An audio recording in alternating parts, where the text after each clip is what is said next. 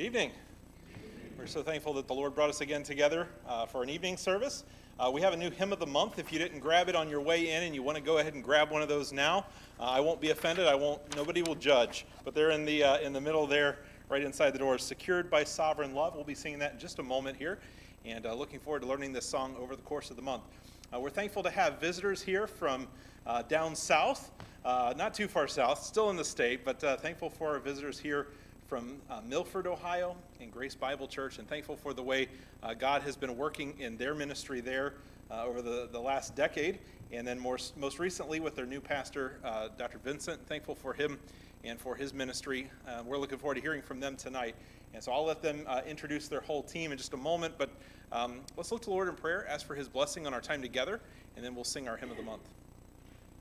Father, we are so grateful to you for giving to us grace, abundant grace, incomparable grace. And we're thankful for the way that grace not only ministers to us and helps us to have connection with you, but also gives us the strength to do what you've called us to do.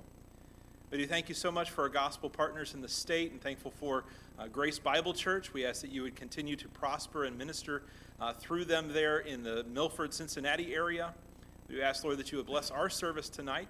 Help us, Lord, to be reminded of your great grace and the way that you minister to us every day, sometimes in ways that we don't even notice.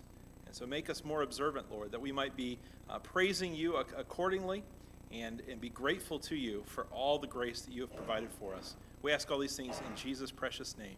Amen.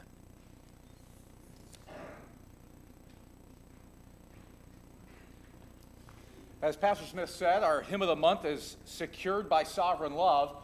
This is actually a freshened up version of a hymn that Isaac Watts wrote on Psalm 139.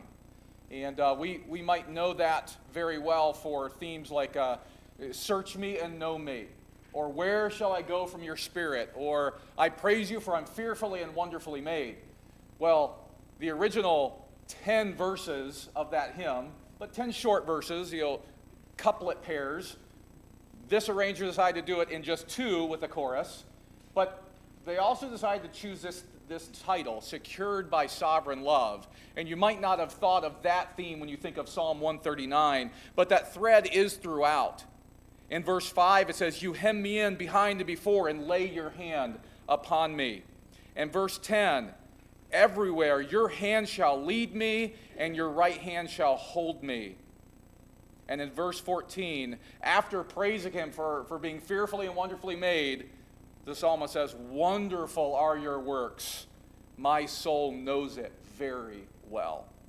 And so we're going to sing of those wonderful works as we are secured by his love, that sovereign, steadfast, everlasting love. And so we're going to sing this together today. You heard it played a few times. I'm not going to put our pianist, a.k.a. my wife, on the spot and have her play it in front of you. You were listening, I'm sure. I saw some of you following along. So let's go ahead and sing it. Let's stand as we do so, Secured by Sovereign Love.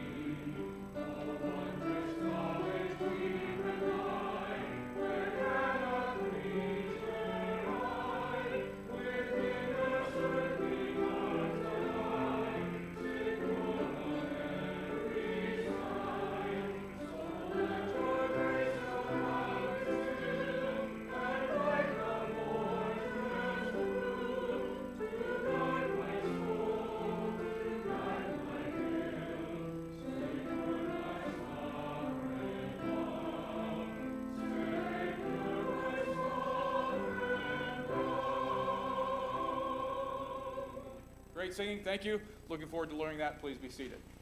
Pastor Vince.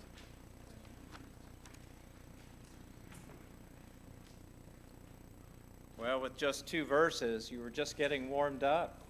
I think I could use a few more to get familiar with that number. Thank you for having us here tonight. I'm grateful to your pastor for risking an invitation for us to be with you. This is the first time that we have done anything like this, where we've given some kind of report about what the Lord has been doing among us. And we're going to attempt to do something tonight that I hope will be a blessing to you. I know it'll be a blessing to me, and that is that we're going to share in who brings to you various aspects of the report. And one of the things that I've learned as the Lord has led us here to Ohio is the large network of sister churches that are already here in the state. And that has been a wonderful encouragement to me. And as I've learned of that, one of the things that I came to realize is that a number of those churches have been praying for our ministry for more than 10 years now. Some of you are more familiar with our ministry in terms of its history than I am. I've not been there even quite a year yet. And some of you were praying for our ministry even before it began. And so I come tonight just to thank you. Everything that we are going to share with you tonight, I'm sure, has been seeded, S-E-E-D-E-D, seeded by your prayers over the last decade plus. And we're so grateful for those prayers, and God has been answering, and He's been answering even more so here in the last year. We did bring a contingent with us tonight. I'll give quick introductions. And my wife is here on the front row, Jean, and she lived up in the Mansfield area when she and I started dating, and we were married, engaged up at Mohican State Park, and married in Ohio. So we have some Buckeye, not blood, but connections, all right, through all of that. And then our 2 youngest children are here, Isaac, who is 15, and then our daughter, Ariella. Why don't you 2 stand? Ariella, who is 12. Okay, you may be seated. And then we have our elder, who some of you know, Jake Swanson and his wife, Liz. And if you guys can stand, Jake will be coming in a moment to share some aspects with you. And then their 4 children are with them tonight. And if you all will stand, Jakey is the oldest on this end, and Joel next to him, and then Ashley, and then Daisy. If you all will turn around, maybe, just let everybody see you, okay? All right, very good. And then our deacon, Phil Gordon, and his wife, Lori, are also here, and you'll hear from Phil as well tonight. Can the 2 of you very kindly stand? I'm making enemies tonight, I'm sure. So go ahead, you do a pirouette too. There you go. So, all right. It seemed to me when your pastor extended the invitation that it really would be better for you to hear from the 3 of us rather than from just me. And my thinking really, there are multiple reasons behind that, but the first of those is I think we can actually do better together than perhaps any one of us could do by ourselves. And I know that this is true, that there are aspects of the story that we are going to relay to you tonight that these men are able to tell far better than I can tell. And so I'm very grateful that they've come. This is a story in which we all are sharing of what the Lord is doing, and it just seems very appropriate for you to hear it from all of us. And so what we'll do, in just a moment, Jake, our elder, is going to come, and he's going to sort of cover a transitional period in the life of our church. Then I'll come back up and give some more of the story, and then Phil is going to come and tell more of the story, and then I'll get up at the end and try to tie it all together as best as possible. So Jake, at this point, I'll turn it over to you.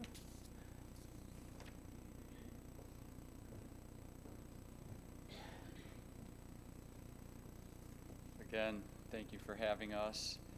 And what I want to do is just start by reminding us of a passage that Jesus spoke in Matthew chapter 16. And this was the context where Jesus asked his disciples who men say that he is. And you remember where Peter said that you are the Christ, the Son of the living God. And Jesus, based on that confession, said and gave the assurance that he would build his church, that Christ would build his church. And this story of our church is part of Christ fulfilling that promise and giving us that assurance. And certainly what Jesus had in mind is it's not just one local church. He is going to see that his church, his universal church, will be established and will continue. But no doubt, our church has a part in that. And as probably most of you know, our church started about 10 years ago. This was in 2012, and it was started in August, I think it was, August of 2012, and the church met in the home of Phil and Lori Gordon.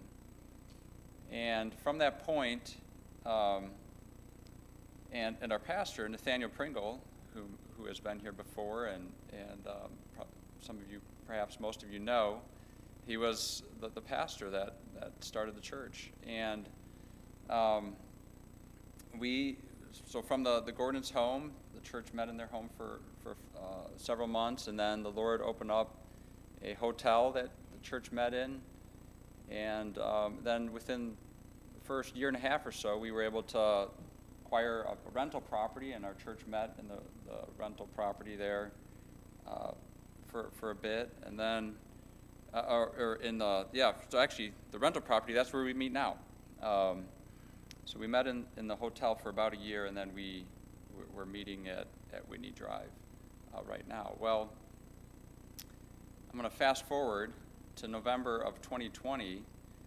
Nathaniel Pringle told us that the Lord opened up a new position for him at another ministry, and so he was going to be resigning as our pastor and taking that position. And we're a small church, and we were shocked, and we weren't sure what would happen if our church would actually continue to survive. So there was a lot of uncertainty among ourselves. We weren't sure what was going to happen.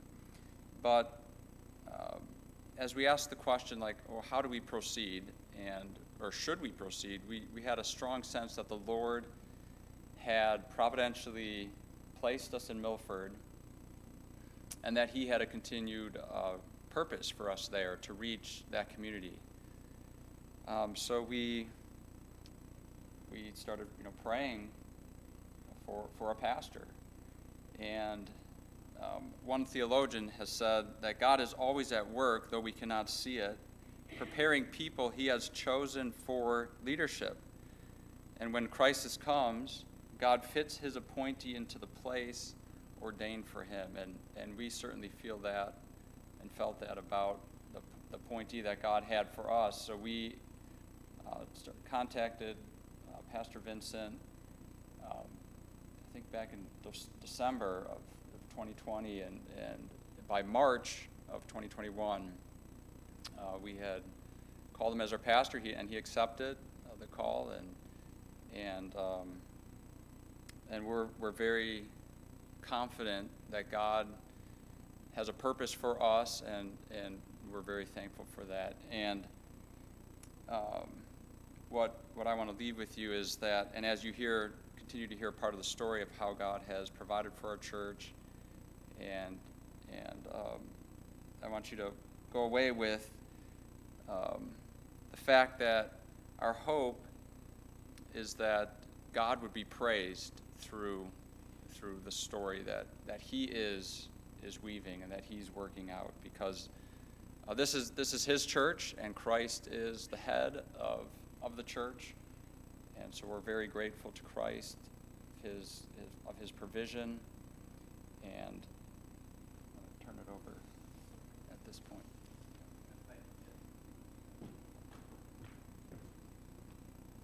The Lord really used Jake as the elder of the church and leading them through that transitional period. He worked very closely with Phil, and when they began conversations with me, and I got to know more and more of the people in the church, my heart grew very attached to this ministry.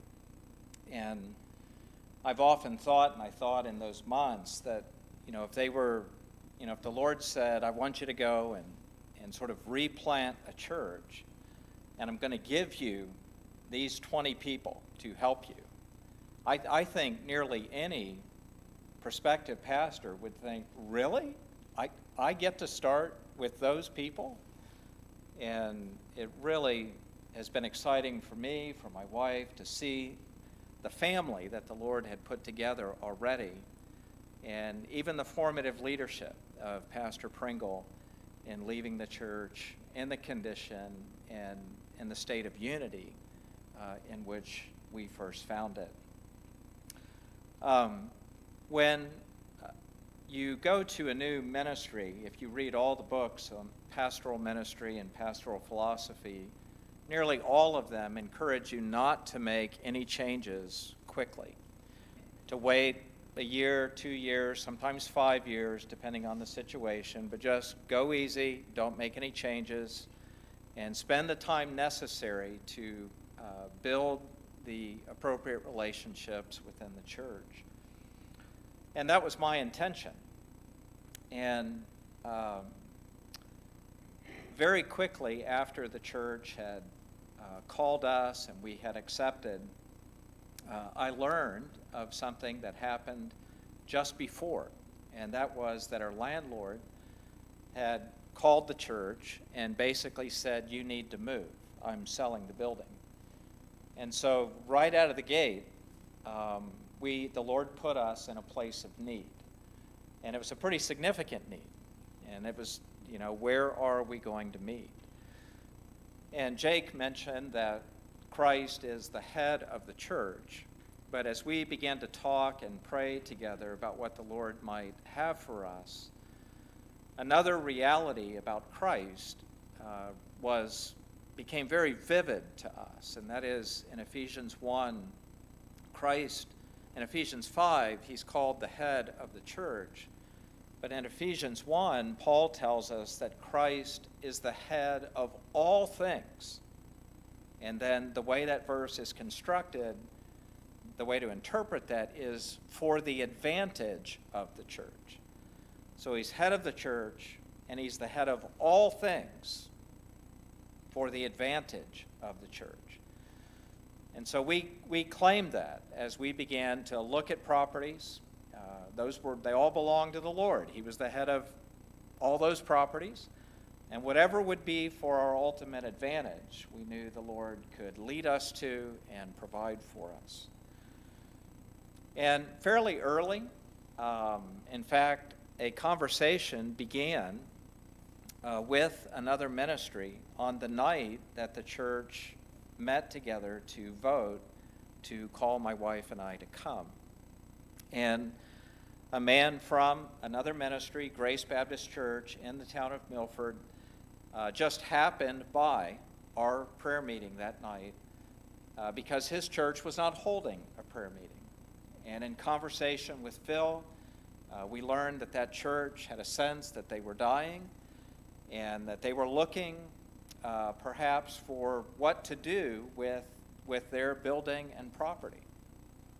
And this was just about a week and a half or so after we learned that we were going to have to move.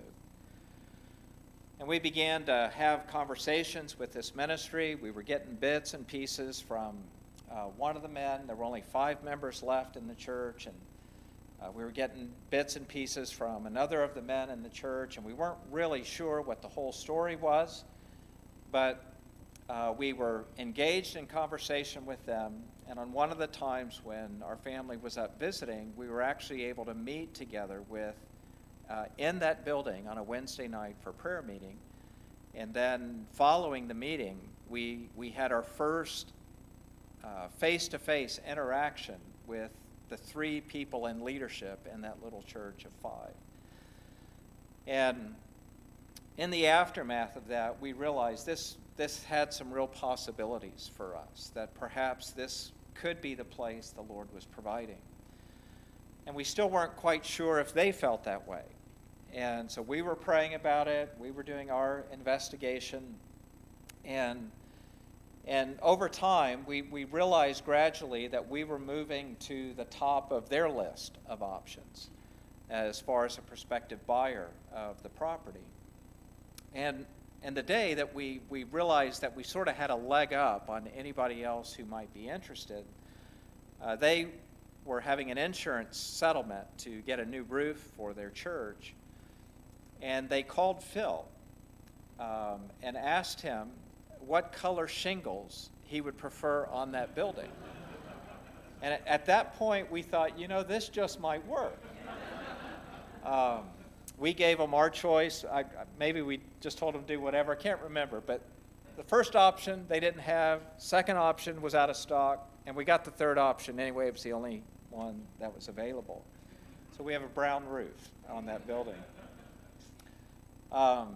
And as conversations continued, our interest was to try to make an offer on that building. It had been, I'll give you some numbers that may help, but it had been appraised recently for right at $400,000. It was a building that was 50 years old, and it had 4 acres with it, right on Main Street in Milford. We currently meet in an industrial park on the outskirts of Milford, a sort of hard to find low traffic area on Saturdays and Sundays. So this one had some real possibilities. And we talked with them because we knew that they had offered the property free of charge to another ministry, not a church ministry, but a charitable kind of ministry, and that ministry had turned them down. We knew it had been appraised for right at $400,000, and we knew we couldn't afford that. But if we were going to make an offer to them, we didn't want to insult them by an offer that we felt we could actually afford. And so I talked with their deacon. We were still living in Greenville, South Carolina at the time, and I just was trying to very gingerly feel out if we made an offer at significantly less than the appraised value, would that just close the door on the conversation, or would we still be able to talk with them?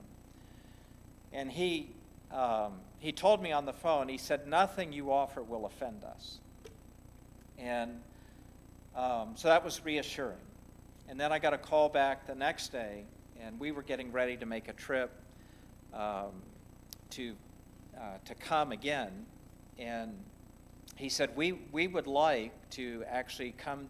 We were having a leadership meeting on Thursday of that week. He said, our team would like to come over and talk to your leadership in preparation for the meeting that you're going to have with your congregation on the following Sunday, because we think we have some information that would be helpful to you. So they came to a leadership meeting.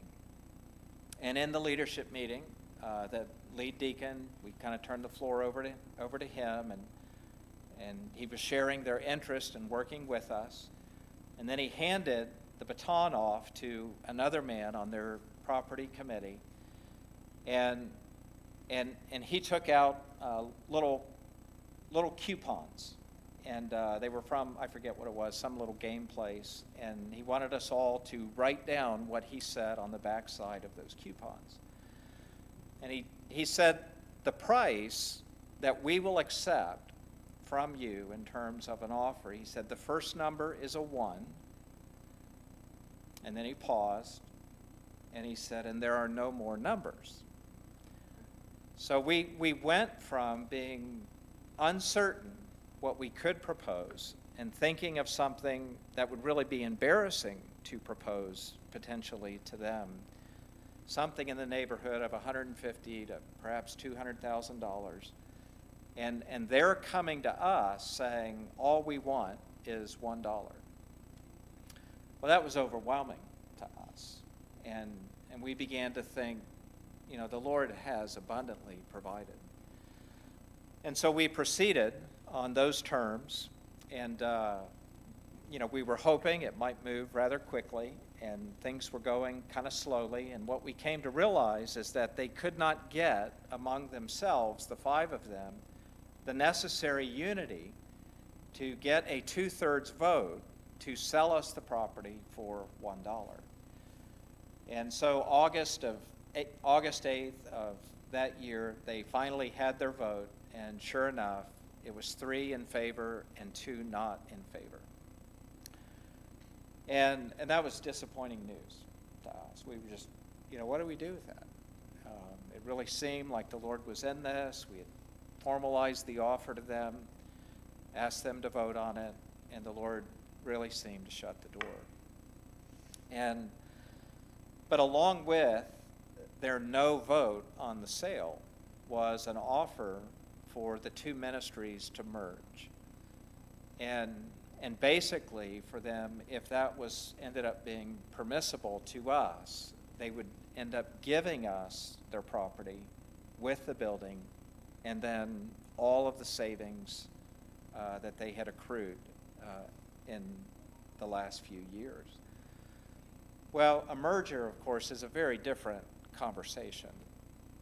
This was a different ministry, had some different philosophical elements to it, had been 60 years old, the building was 50 years old, and just a lot of elements to its history and character that we just weren't sure if it really would be a match. So I contacted 5 different men who had either been through mergers or had planted churches or had counseled people who had been in those kinds of situations. And I frankly, I was very surprised. All 5 of them unanimously said, you need to pursue this. The Lord may stop it, but you need to pursue it as far as you can.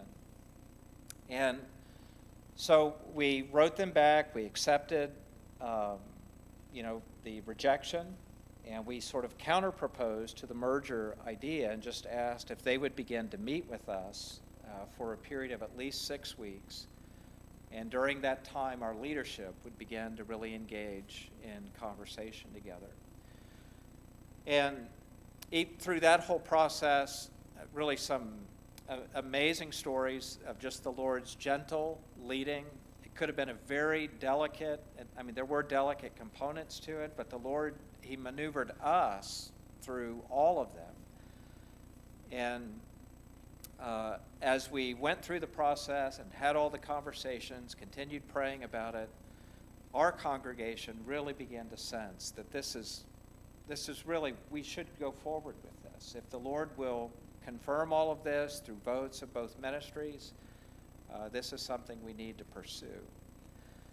And so we kept slowly going. As part of that process, we voted to change our name from Eastside Community Bible Church to Grace Bible Church. There's a little bit of history to that name. We wanted to retain the Bible, and we felt like we had indeed been graced by the Lord, and that if He would allow this, that the story would really be a story of grace upon grace. And so in November of that year, we changed our name to Grace Bible Church. And then in the subsequent weeks, we were able to vote on the merger. Their church voted on the merger. And then finally, in January of this year, that merger was complete. That congregation of 5 was primarily senior citizens, and they didn't have a pastor. And we were not a youthful, but a younger congregation. And we had established church leadership, and we had some people, but we didn't have a place, we didn't have a property. And the Lord supplied for each ministry really what it needed in that merger. And though none of those 5 have yet joined officially to our church, we really thank the Lord that to this point they're all still with us, been vocally supportive and cheerfully encouraging of everything that the Lord seems to be doing. And they've really fit themselves to us at this point. They've not insisted on their way or their old way of doing things. They really have been open to Bible teaching and seemingly very thankful for it. So we rejoice in that. At the same time, the Lord has slowly been bringing some new faces to our congregation. We right now are quite an eclectic group, I think. Right at Christmas last year, he brought to us a man who'd been a church, an Anglican youth pastor for over 25 years, and is no longer in the ministry. He's pursued another career, but he's come to our ministry and has jumped in with both feet. He's not a member yet, but he has certainly endeared himself to the members of our congregation.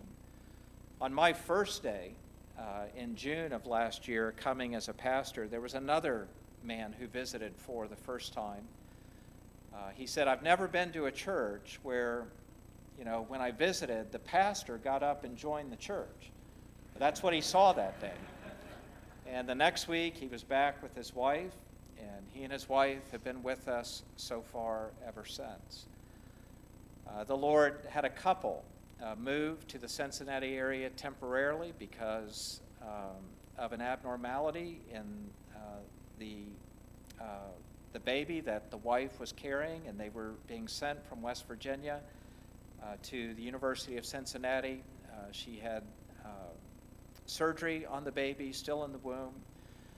And so for a couple of months, our family, church family, really got closely acquainted with them. And the Lord has put it on the heart of this couple and now their baby. It's not on his heart quite yet. He's only a couple months old, but they're trying to move back to Cincinnati, in part to be near the University of Cincinnati Hospital for ongoing care for their child. But our people so loved them during the time that they were with us that they just wanted to come back, and the Lord put it on their heart to try to partner with us there. There's another family who was just passing through, and they dropped in on our service, and was able to speak briefly to them while they were with us and have a word of prayer with them. After we finished praying, they were from over in Indiana. When we lifted our heads, their eyes were full of tears. And I'd sensed something was maybe a little unsettled, but that seemed to confirm that their hearts were burdened about something, even though they were not open. But in the aftermath of that visit, the Lord has put it on their heart to actually move to the Cincinnati area, again, to partner with us in the ministry there. They're in the process of doing that. The husband has accepted a job, and he begins early in May. And so we're thankful for local people that the Lord is introducing us to and giving us opportunities to keep extending the reach of the church's ministry.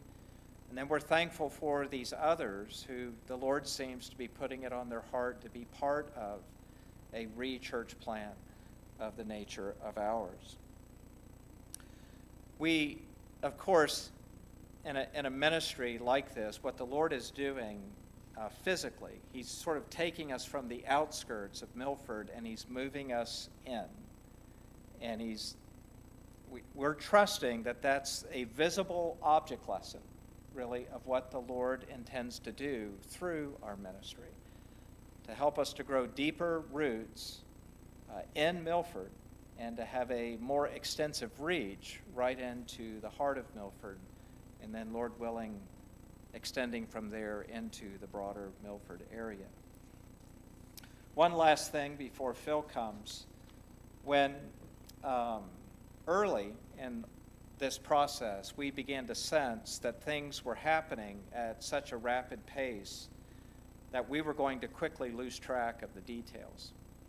And so we started keeping a log together as leaders of entering remarkable providences in a timeline of the Lord's gracious provision. And I brought with you a little object lesson tonight that I showed to our people, because as we listed these, it's like the Lord multiplied them.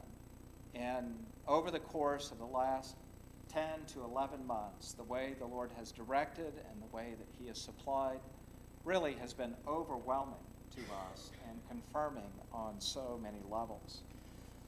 And what I have here is the first sheet. And if I list them all, it goes down to 9 pages and counting, all right, at this point of just careful entries trying to record the Lord's hand and his fingerprints in what is happening. I think all of us feel like so much of what the Lord has done is not explainable by any human involvement. There's no one of us who can get any credit for what the Lord is doing. He's done things that are beyond what we really ever could have asked or even thought. And we've been so grateful to walk by faith through this and to just let the Lord do what is in his heart to do for us. And it has deepened our anticipation that he does have a future for our ministry. And all of the prayers that you all have prayed, all of the sacrifices that the people of our congregation have made over the 10 years of the life of the church, all of the investment of Pastor Pringle, all of that has not been in vain. Okay? God remembers it all, and he's using it all and weaving it all together into what he's doing now, and we are deeply grateful. Phil, if you'll come at this point, and he's going to pick up the story with the beginning of this calendar year, and he's got some pictures to show you that I think will bless you. So go ahead, Phil. Before I start with January of this year and show you pictures of the sort of the physical aspect of some of the story that Pastor's just related, I want to go back to March of last year, almost 11 months ago now, probably. So put yourself in the situation, okay? We've just met this man from out of the blue who is from a church that has a building and not much else, and they don't know what to do with their building. And we've just voted to call Pastor Vincent to be our pastor, and also found out that we don't have a place to meet. And so Jake has to make a phone call to Pastor Vincent and say, here's the good news is we voted to call you. The bad news is we don't have a place to meet. And you should probably know that before you tell us the answer to that our call of you. And I then called the pastor now not too long after that, and we were chatting about something, and I think we were starting to get working on a property search or on a search for where to go. And in the middle of that conversation, he asked me a question. He said, would you happen to be aware of any churches in the area that may be dying and may have a property or a building? And I said, did Jake tell you something when you guys talked? Because I hadn't shared anything about the man that we had met. And the Lord put it in his heart to ask that question. I said, well, actually, yes. It turns out, who would think to ask that question? But the Lord was working all these things in our hearts and our minds, not only us, but of the other church. And so that he said yes, and also the rest of the story in terms of the other church now. So what you're looking at on the screen, I'm going to talk to you a little bit about the building, actually, the physical aspect of where we've been and where we are and where we're going in the future here, and that part of the story. So what you're looking at on the screen is an overhead view of our new property. And you may not be able to see it, but upper left-hand corner, is a fairly major-sized road. It says Main Street right there, and as the name implies, Main Street is Main Street, Milford. So Pastor said the Lord's pushing us into the center of the city.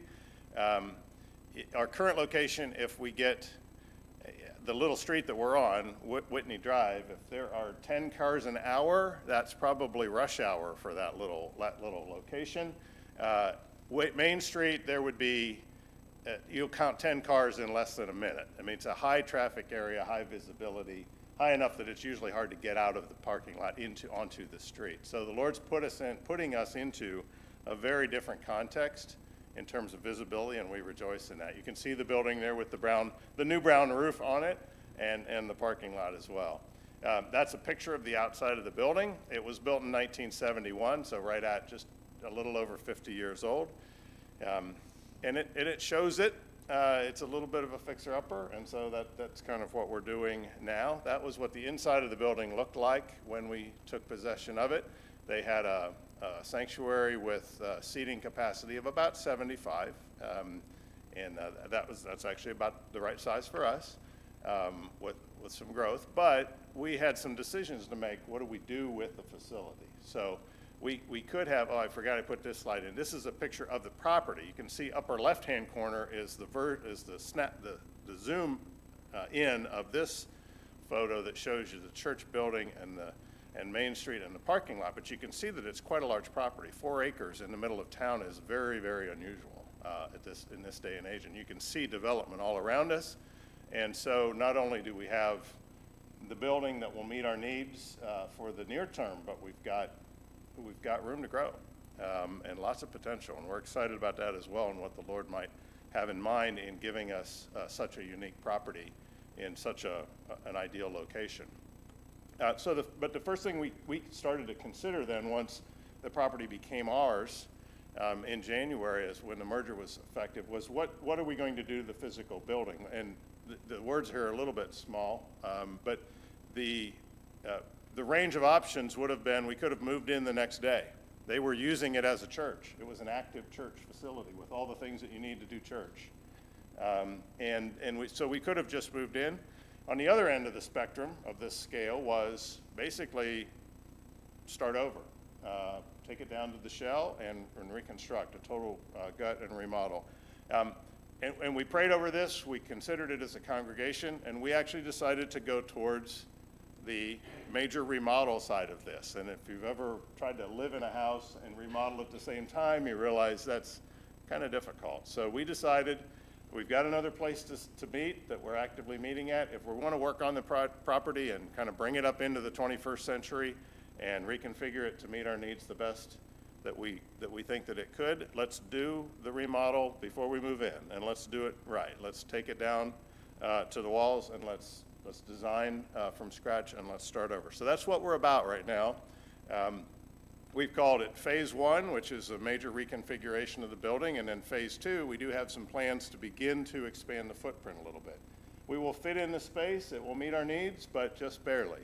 And so we're thinking about, as the Lord prospers, as Pastor gave you some examples of growth that we've already seen just in the last 6 months to a year. And if that continues, we will be out of space before too much longer, even after we move in, which would be a good problem to have. So we started to think about what Phase 2 would look like as we start to add perhaps some ability to have a little bit more space. And our timeline looks like this, about a 6-month period of time. In January, we engaged an architect. In February, we worked on the design and getting that right. In March, and you may not be able to see the word there, I coined a term for what we were doing in the March timeframe. I called it salvolition. It was demolition, but it was an eye towards saving as much as we could so that we could reuse those materials and hopefully save some money. And then we really hit the ground very hard running at the beginning of April when we got building permits and all the things that we needed to be able to do that. The actual building back after we had gutted the place during the first few months of the year. And then April, May, and June is really the timeline for building back. And you can see in the picture there, I've got a few more pictures to show you, but the current state as of Friday is that we got it back to an empty building, and now we're starting to build walls back. So we've completed framing at this point for the new construction. Our floor plan, we've got a sanctuary, we've got a couple of classrooms, all the basics that you need, but not a whole lot of extra. We're being tight and frugal on those spaces. I want to tell you one story, and then I'll show you a few more pictures, and then I'll be done. But another story to build on the providences and on that 8-page or 9-page paper that Pastor just showed you, several of those have to do with one particular really intervention that God has made that we rejoice in. One of our big debates, if you could, I'll point on this one over here, these two classrooms. We were struggling with the sanctuary that you see here. This size is almost to the foot exactly what we have in our current space. Okay, same shape, same size, everything, which obviously is meeting our needs. But as the Lord's been adding people, we're beginning to feel it. And so the struggle was, if we move into this new building, we do all this work, we move into this new building, and we're out of space on day one. Is that wise? And so, but did we have a choice, I think is what it came down to, once we fit everything else in there. And these two classrooms right here were kind of a major debate topic for us. Do we need those classrooms? Well, we do. We've got Sunday schools and all the things that you're familiar with, youth ministries and kids classes and things like that. So we need classroom space, we need Sunday school space. But is there a way to make it flexible enough so that we can have the classrooms when we need them, but when we don't need them, like for morning worship, if we need more space than there, can we be able to use that whole space? Can we make this flexible, in other words? Well, we talked to the architect about that, and he gave us an estimate of somewhere between $30,000 and $40,000 to put flexible walls into these spaces so that we could open them up when we need it or close them off when we don't. And you've all seen, you may even have some of them here, these movable partitions that do a nice job of hiding sound and isolation, but they're quite expensive. And he said $30,000 to $40,000, and that was even modest compared to what we thought we would really need. And that was a budget buster for us. That was a significant percentage of what we had to spend on the whole project. And we knew we couldn't do that. And so we were really struggling with what we could do to try to be good stewards and try to prepare ourselves for current ministry, but also for the future. What we really had in mind, ideally, was something like the picture that you see here. This is just a picture off the web. Some of these movable partitions, you can easily put them away when you don't need them, but get the space when you, that's the $40,000 option that we couldn't afford and we ruled out. Well, coincidentally, and I use that word obviously in quotations here because we understand the Lord's superintendent over the whole process, we found a set of partitions in a church, actually not far from here, over in Newark, just a little east of here. We found a set of partitions in a church that had them installed 40 years ago and basically never used them. So they'd been sitting in a closet for 40 years and like new conditions, and they basically wanted almost to give them away. And so, long story in and of itself, but what the Lord provided in that was this set of partitions, that this is a picture of them inside of our building in Milford, just temporarily sitting there when we went and picked them up and brought them in. But basically new partitions, the $40,000 models, if you were to buy them today, and we got them for a fraction of that price, far less than 10%. We think we will have them totally installed and in place and everything it takes to put them up and make them functional for less than 10% of what the cost would have been new. So we could afford that. And the Lord provided that, really miraculously. So we got everything we desired, and we thought we couldn't have, but the Lord gave us miraculously, really, what we desired, and has preparing, allowing us to prepare for the future in a very interesting and blessed way. As we've worked on the project, I have two slides here of just a collage of pictures. I say we've had help from near. These are, I think, every member, not only member, but attendee of our church has been to the property either from a few hours to several days to, in some cases, weeks and months since January, to volunteer and to lend a hand in all of the work that's gone on so far, starting from January up through the time that we're here now. And you see a few pictures there, and maybe even at this point a couple of familiar faces. Several of these faces are people that are here tonight. Pastor mentioned the couple that was temporarily in Cincinnati for their child with the health issues and are working to try to move back to Cincinnati and be part of our church. That's Ian, that's the father right there. who actually, the brief time they were here, jumped right in and helped. So it's been a great building of our own kind of church family as we've had the opportunity to work on this together, and we'll continue to do that. And then help from afar. We've had 2 large teams. One team that came and worked on clearing the property, trees and brush and things like that, and another team that was just departed on Saturday, that was here last week, that did framing and electrical for us. In fact, 2 of them stayed over to help finish the electrical for us. Al Ellison in the middle stayed. These are all from the church where Pastor Vincent had formerly ministered before coming to us. Everybody on the page here, on the slide, is from that ministry in Greenville. Al came and spent the entire month of April, basically as sort of an assistant general contractor, helping us get through and just digging in. As you can see, he's standing in a trench in the slab there, up to his knees, literally in mud. And so I'll lend a hand, and then another man named Anthony Griffith who came and helped us for a week back in April. I'm reminded of the Bible story in it's Exodus 31 is where you would find it. You probably, many of you know this story, but God had just spent 5 or 6 chapters giving Moses instructions as to how to build the tabernacle. And I'm sure, we're not told exactly what's in Moses' mind there, but I think Moses probably, there was some sense of being overwhelmed. The detail of the instructions, the magnitude of the task. Lord, you want me to do what? And how am I going to go about doing this? Again, I'm reading in here. We're not told all those things, but you can just imagine him being a little bit overwhelmed. And God tells Moses in those first 6 verses or so, 9 verses of Exodus 31, I've got you covered. I've got 2 men, Bezalel and Aholiab. I've already equipped them to do this work. First, I've filled them with the Spirit of the Lord, is what the text tells us. And then I've given them the intellect, the skill, the artisanship, and the workmanship, and the craftsmanship to do the job. And they will do, this is what's in the text, they will do everything that I've commanded you to do. So in other words, and I'm not saying we're building the tabernacle. I'm not trying to equate the two. Okay? The point that I am making is God never gives us a task to do that he doesn't provide the means for us to do. And this has been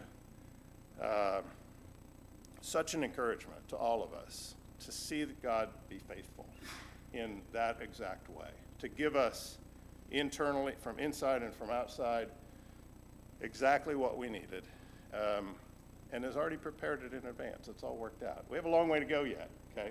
We still have basically an empty shell with some framed walls in it.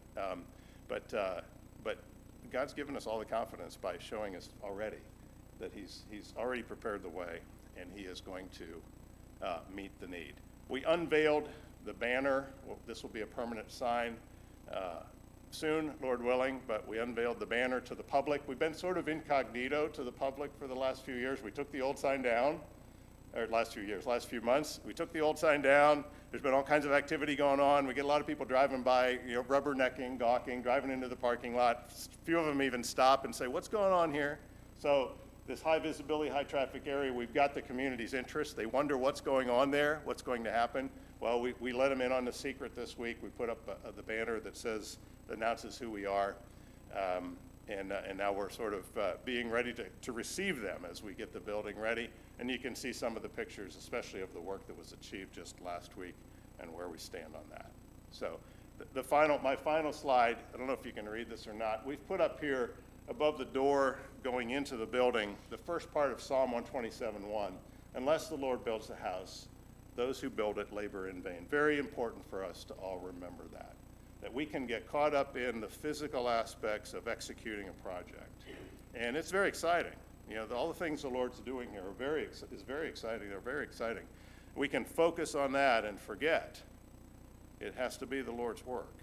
And unless he's in it, we're doing that work in vain. And so, Lord, protect us from that mindset of doing the work in our way and be continually dependent upon him, realizing that he's the one that's actually building the work and sustaining it. And I think I'm turning it back to Pastor Vince.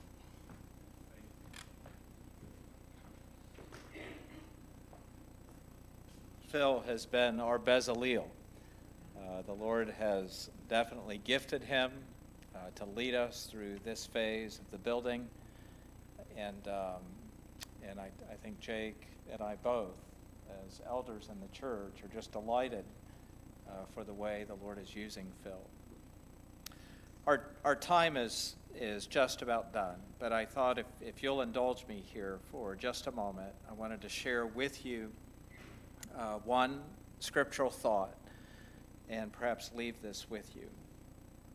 In Isaiah 38, I think most of you are familiar with the story of King Hezekiah, whom God had greatly used in the nation of Israel. And at the time of that account in Isaiah 38, Israel is surrounded by the Assyrian army. And as you read through that account, in that whole context where Israel's life seems threatened, and very much is, Hezekiah grows gravely ill, and he actually receives a divine diagnosis that he is going to die. And he prays to the Lord.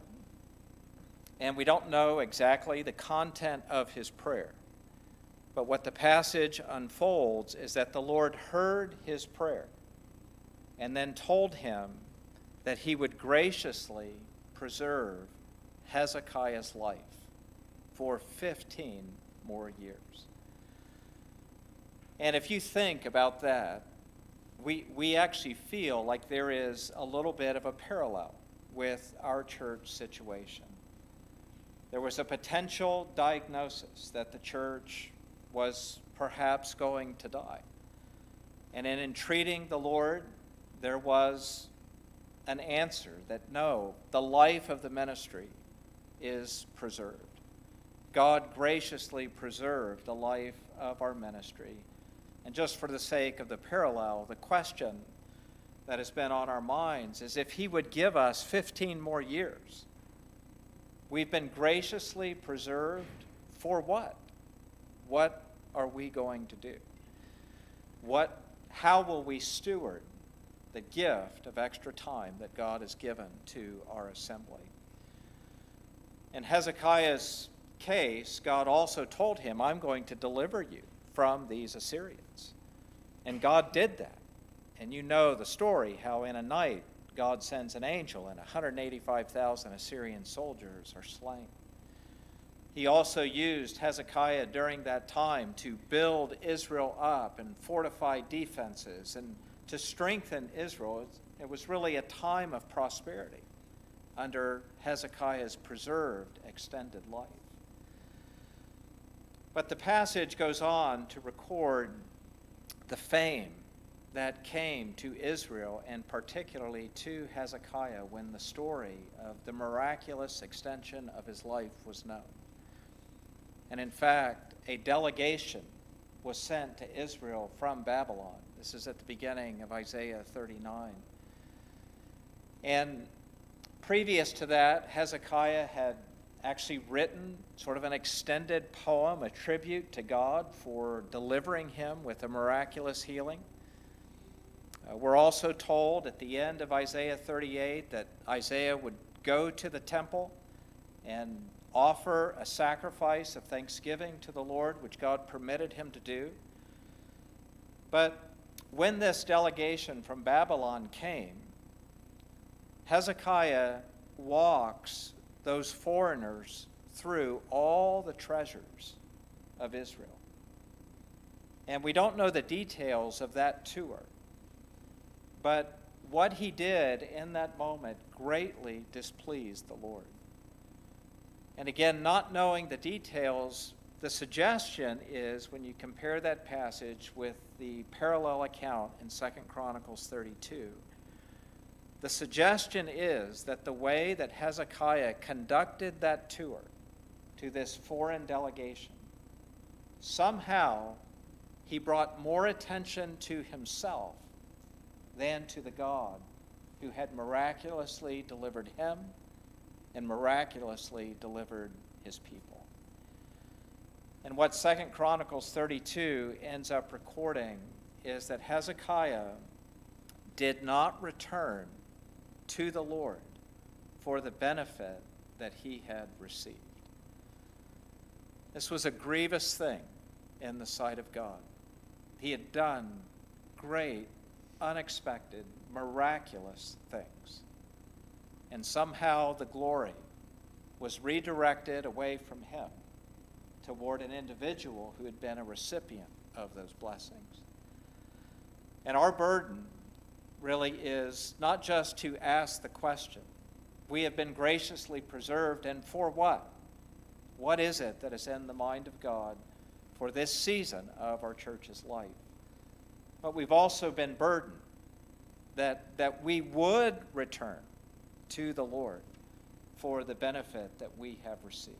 That we would in no way try to inject ourselves somehow into a story that was of God's writing and of his making, and in any way attempt to direct glory to a human individual. God has surprised us. He has graciously blessed us. We know that this is in his heart to do for all of his people and for the entirety of the body of Christ. And our desire really is to be the best stewards of the manifold grace of God that he has shined and showered upon us. And you're the first opportunity outside of our little world down there in Milford to really tell this story. And we trust that in telling it to you, that we have, at least in a tangible way, returned to the Lord for the benefit that we have received. He has been very kind to us. And that kindness, again, is in part his weaving together of your prayers for us into his will for our congregation. And we're very thankful, and thankful to be here tonight to share it with you. Pastor.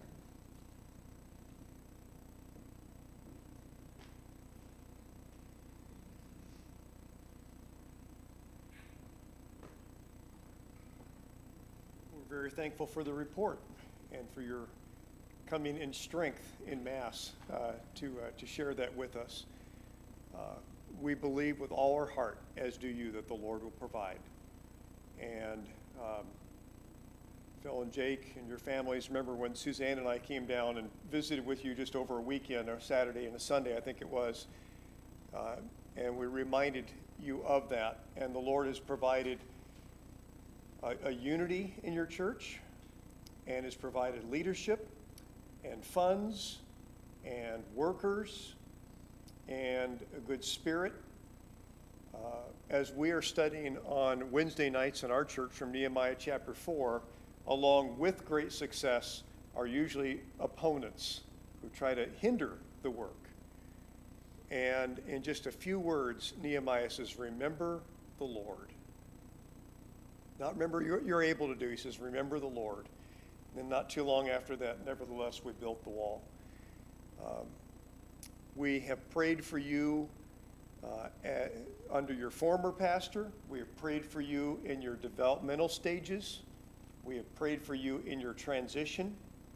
And we're rejoicing with you tonight what the Lord has provided. And thank you for sharing those visual images with us as well. But Lord willing, we will continue to pray and partner with you and just be excited to what the Lord has done. Nothing is too hard for the Lord. All right, well, we have a closing song, and then Pastor Smith, I'll ask you to close us in prayer at the end of the service. And would you pray for their ministry and each step of these open doors and the opportunities that God will be in that, and that he will get the glory. And then we encourage you to visit with them. And then at a certain point, I'll pull them downstairs so we can feed them. It would be a crime to send them away hungry. So, all right. It's amazing to see the power of God at work, and so we're going to close with another Isaac Watts hymn. It's number 6 in the Majesty hymn if you need it. I Sing the Mighty Power of God, a song that points us then to the fact that we don't have to just see his miraculous and physical provisions. We can just open our eyes and look around, as Romans 1 says, and see his divinity and his power in just what he made. So let's stand and sing together, I Sing the Mighty Power of God.